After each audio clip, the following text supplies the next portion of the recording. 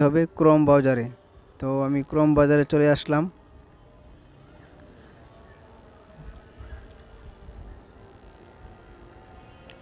তো ক্রোম ব্রাউজারে আসার পরে আপনাদের এখানে আইসা লিখতে হবে Cap2Pro। তো আমি লিখছি CUTOUT,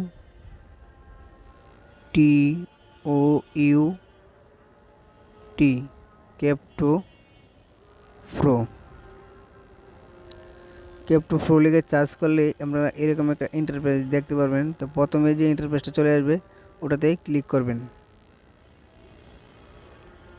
তো দেখতে পাচ্ছেন আমি প্রথমে যে ইন্টারফেসটা চলে আসছে সেটাতে ক্লিক করলাম। তো এই কাজটি করতে হলে অবশ্যই মোবাইলের নেট চালু করা রাখতে হবে।